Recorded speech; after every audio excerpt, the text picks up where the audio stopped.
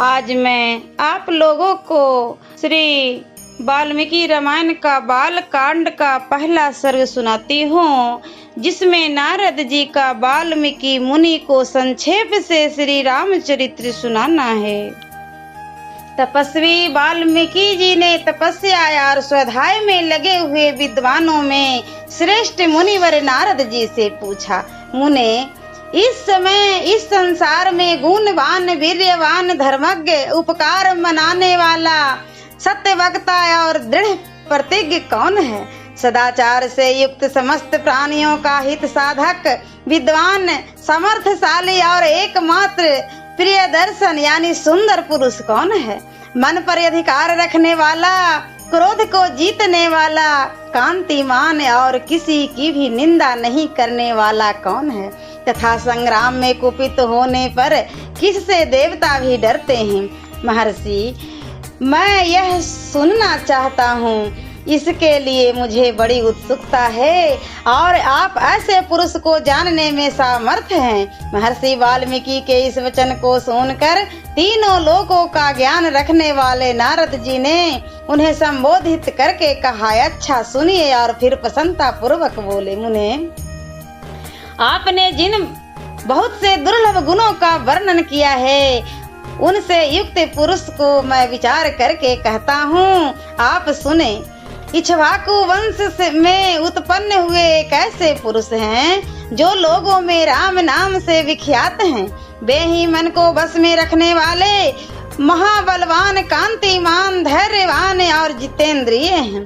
वे बुद्धिमान, नीतिज्ञ, वक्ता, शोभायमान तथा शत्रु संहारक हैं। उनके कंधे मोटे और भुजाएं बड़ी बड़ी है, गिरवा शंख के समान और ढोंढी मांसल पुष्ट है। उनकी छाती चौड़ी और धनुष बड़ा है, गले के नीचे की हड्डी मांस से छिपी हुई है।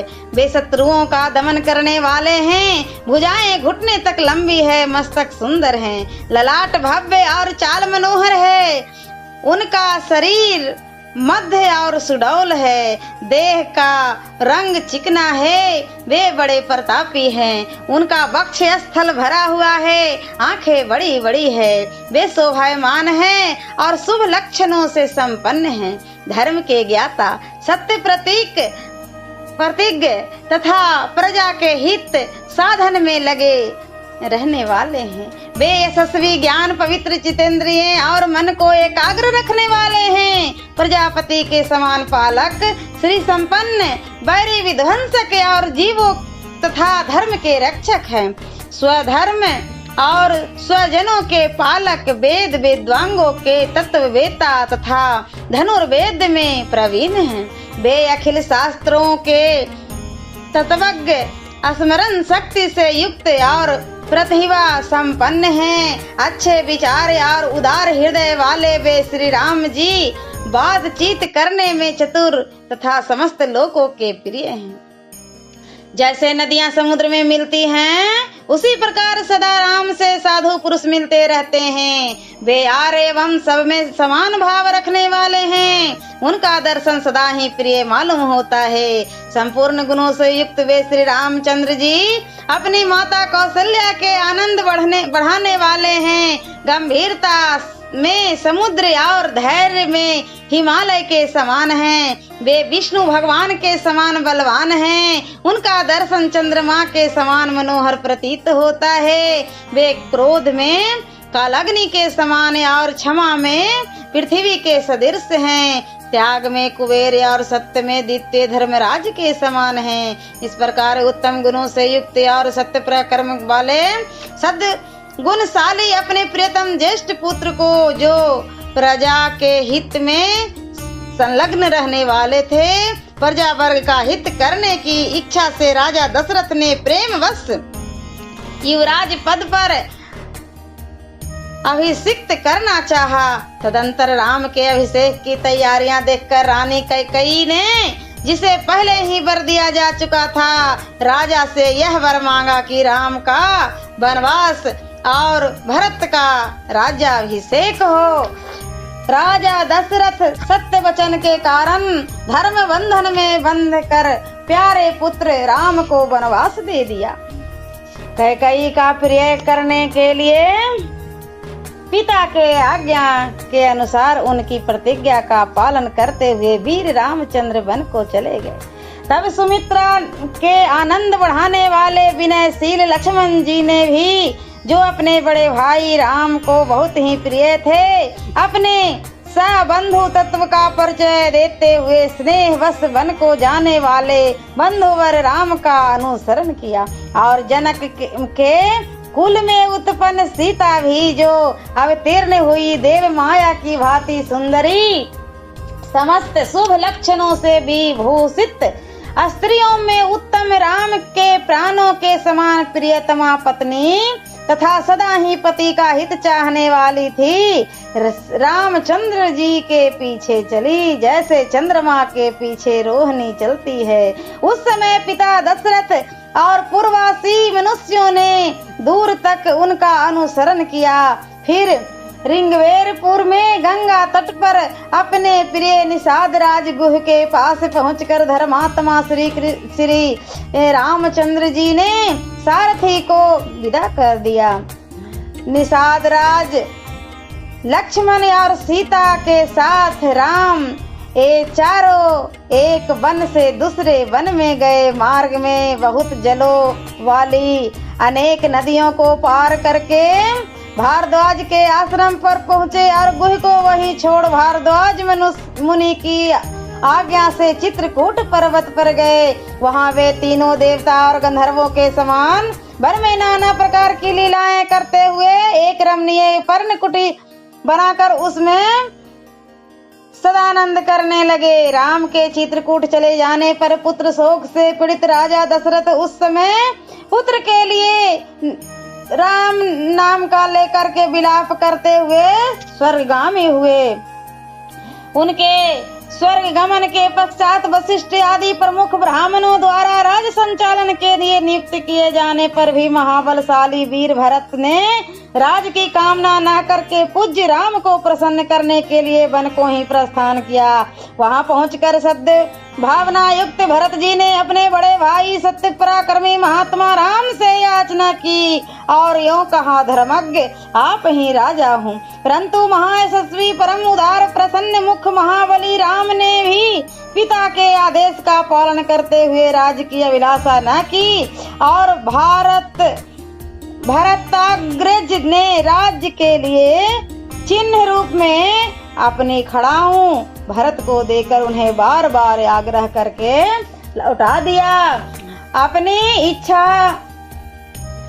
अपूर्ण लेकर ही भरत ने राम के चरणों का स्पर्श किया और राम के आगमन की प्रतीक्षा करते हुए वे नंदीग्राम में राज्य करने लगे। भरत के लौट जाने पर सत्य प्रतिज्ञ जितेंद्रिय श्रीमान राम ने वहां पर पुनः नागरिक जनों का आना जाना देखकर एकाग्र भाव से दंडकारण्य में प्रवेश किया। उस महान वन में पहुंचने पर कमल लोचन राम ने विराध नामक राक्षस को मारकर सर्वभंग सुतीक्ष्ण अगस्त मुनि तथा अगस्त के भ्राता का दर्शन किया।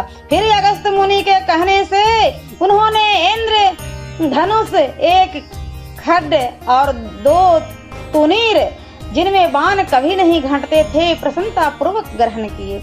एक दिन वन में वनचरों के साथ रहने वाले श्री राम के पास असुर तथा राक्षसों के वध के लिए निवेदन करने को वहां के सभी ऋषि आए। उस समय वन में श्री राम ने दंडकारण्य वासी अग्नि के समान तेजस्वी उन ऋषियों के राक्षसों को मारने का वचन दिया और संग्राम में उनके वध की प्रतिज्ञा की। वहां से रहते हुए श्री राम ने इच्छा अनुसार रूप बनाने वाली जन्म स्थान निवासनी शूर्पणखा नाम की राक्षसी को कुरूप कर दिया, नाक कान काट कर। तब शूर्पणखा के कहने से चढ़ाई करने वाले सभी राक्षसों और खरदूषण त्रिशरा तथा उनके पृष्ठ शोषक असुरों को राम ने युद्ध में मार डाला।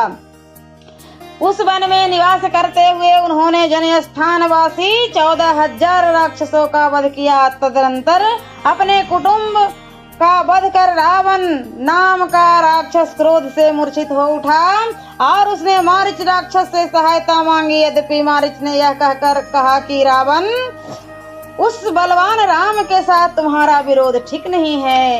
रावण को अनेकों बार मना किया, परंतु काल की प्रेरणा ने रावण ने मारीच के वाक्यों को टाल दिया और उनके साथ ही राम के आश्रम पर गया।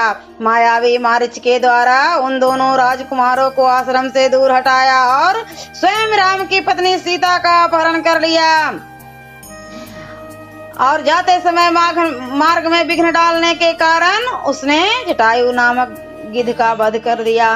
तत्पश्चात जटायु को आहत देखकर और उसके मुख से सीता का हरण सुनकर श्री राम जी शोक से पीड़ित होकर विलाप करने लगे। उस समय उनकी सारी इंद्रियां व्याकुल हो उठी थी। फिर उसी शोक में पड़े हुए उन्होंने जटायु गिद्ध का अग्नि संस्कार किया और वन में सीता को ढूंढते हुए कम्बक नाम राक्षस को देखा, जो शरीर से विकृत और भयंकर दिखने वाला था। महाबाहु राम ने उसे मारकर उसका भी दाह किया।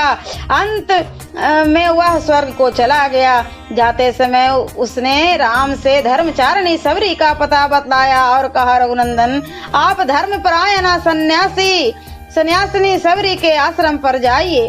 शत्रुहंता महातेजस्वी दशरथ कुमार राम सबरी के यहाँ गए। उसने इनका भली भांति पूजन किया। फिर वे पंपासर के तट पर हनुमान नामक बांदर से मिले और उन्हीं के कहने से सुग्रीव से भी मेल किया। तदंतर महाबलवान राम ने आदि से ही लेकर जो कुछ हुआ था वह और विशेषतः सीता का वृतांत सुग्रीव से कह सुनाया। बांदर सुग्रीव ने राम की सारी बातें सुनकर उनके साथ प्रेम पूर्वक अग्नि को साक्षी बना कर मित्रता की। उसके बाद वानर राज सुग्रीव ने स्नेहवश वाली के साथ वैर होने की सारी बातें राम से दुखी होकर बताई। उस समय राम ने वाली को मारने की प्रतिज्ञा की। तब वानर सुग्रीव ने वहां से वाली का बल का वर्णन किया, क्योंकि सुग्रीव को राम के बल के विषय में बराबर शंका बनी रहती थी। राम की प्रतीति के लिए उन्होंने दुदुम्भी दैत्य का महान पर्वत के समान विशाल शरीर दिखलाया। महाबली महाबाहु श्री राम ने तनिक मुस्कुराकर उस अस्थि समूह को देखा और पैर के अंगूठे से उसे 10 योजन दूर फेंक दिया। फिर एक ही महान बाण से उन्होंने अपना विश्वास दिलाते हुए 7 तल वृक्षों को और पर्वत और रसातल को विध डाला। तदंतर राम के इस कार्य से महाकपि सुग्रीव मन ही मन प्रसन्न हुए और उन्हें राम पर विश्वास हो गया। फिर वे उसके साथ किष्किंधा गुहा में गए। वहां पर सुवर्ण के समान पिंगल वर्ण वाले वीरवर सुग्रीव ने गर्जना की। उस महानाद को सुनकर वानरराज वाली अपनी पत्नी तारा को आश्वासन देकर तत्काल घर से बाहर निकाला और सुग्रीव से भिड़ गया। वहां राम ने वाली को एक ही बाण में मार गिराया। सुग्रीव के कथनानुसार उस संग्राम में वाली को मारकर उसके राज पर राम ने सुग्रीव को ही बिठा दिया। तब उन वानर राज को ने सभी वानरों को बुलाकर जानकी का पता लगाने के लिए उन्हें चारों दिशाओं में भेजा। तत्पश्चात संपाति नामक गिद्ध के कहने से बलवान हनुमान जी 100 योजन विस्तार वाले क्षार समुद्र को कूद कर लांग गए। वहां रावण पालित लंकापुरी में पहुंचकर उन्होंने अशोक वाटिका में सीता को चिंता मग्न देखा। तब वह विदेहन नंदनी को अपनी पहचान देकर राम का संदेश सुनाया और उन्होंने संतावना देकर उन्होंने वाटिका का द्वार तोड़ डाला। फिर 5 सेनापतियों और 7 मंत्री कुमारों की हत्या कर फिर वीर अक्षय कुमार का भी कचूमर निकाला। इसके बाद वे पकड़े गए। जानबूझकर ब्रह्मा जी ने वरदान से अपने को ब्रह्मपाश में छुटा हुआ जानकर भी वीर हनुमान जी ने अपने को बंधवाने वाले उन राक्षसों का अपराध स्वेच्छानुसार सह लिया। तत्पश्चात मिथिलेश कुमारी सीता के अतिरिक्त समस्त लंका को जलाकर वे महाकपि हनुमान जी राम को प्रिय संदेश सुनाने के लिए लंका से लौट आए। अपरिमित बुद्धिशाली हनुमान जी ने वहां जा महात्मा राम की प्रदक्षिणा करके यो सत्य निवेदन किया, मैंने सीता जी का दर्शन किया है। इसके अनंतर सुग्रीव के साथ भगवान राम ने महासागर के तट पर जाकर सूर्य के समान तेजस्वी बाणों से समुद्र को क्षुब्ध किया। तब नदीपति समुद्र ने अपने को प्रकट किया। फिर समुद्र के ही कहने पर राम ने नल से पुल निर्माण करवाया।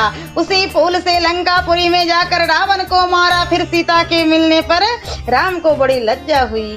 तब भरी सभा में सीता के प्रति वे मर्म भेदी वचन कहने लगे। उनकी इस बात को न सह सकने के कारण साध्वी सीता अग्नि में प्रवेश कर गई। इसके बाद अग्नि के कहने से उन्होंने सीता को निष्कलंक माना। महात्मा रामचंद्र जी के इस महान कर्म से देवता और ऋषियों सहित चराचर त्रिभुवन संतुष्ट हो गया। फिर सभी देवताओं से पूजित होकर राम बहुत ही प्रसन्न हुए और राक्षस राज विभीषण को लंका के राज्य पर अभिषिक्त करके कृतार्थ हो गए। उस समय निश्चिंत होने के कारण उनके आनंद का ठिकाना न रहा। यह सब हो जाने पर राम देवताओं से वर पाकर और मरे हुए वानरों को जीवन दिलाकर अपने सभी साथियों के साथ पुष्पक विमान पर चढ़कर अयोध्या के लिए प्रस्थित हुए। भारद्वाज मुनि के आश्रम पर पहुंचकर सबको आराम देने वाले सत्य पराक्रमी राम ने भरत के पास हनुमान को भेजा। फिर सुग्रीव के साथ कथा करता कहते हुए पुष्पकारूढ़ हो वे नंदी ग्राम को गए। निष्पाप श्री राम चंद्र जी ने नंदी ग्राम में अपनी जटा कटाकर भाइयों के साथ सीता को पाने के अंतर पुनः अपना राज प्राप्त किया। अब राम के राज्यों में लोग प्रसन्न, सुखी, संतुष्ट, पुष्ट, धार्मिक तथा रोग व्याधि से मुक्त रहेंगे। उन्हें दुर्भिक्ष का भय न होगा। कोई कहीं भी अपने पुत्र की मृत्यु नहीं देखेंगी। स्त्रियां विधवा न होगी, सदा ही पतिव्रता होगी। आग लगने का किंचित भी भय न होगा। कोई प्राणी जल में नहीं डूबेंगे। बात और ज्वर का भय थोड़ा भी नहीं रहेगा। क्षुधा तथा चोरी का डर भी जाता रहेगा।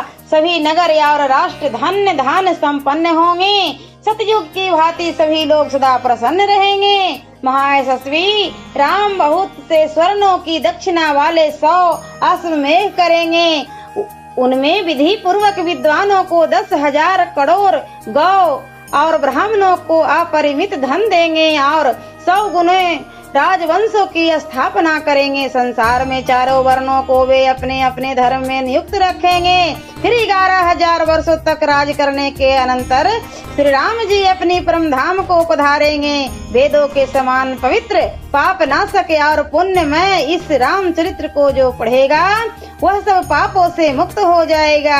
आयु बढ़ाने वाली इस रामायण कथा को पढ़ने वाला मनुष्य मृत्यु के अनंतर पुत्र पौत्र तथा अन्य परिजन वर्ग के साथ ही स्वर्ग लोक में प्रतिष्ठित होगा।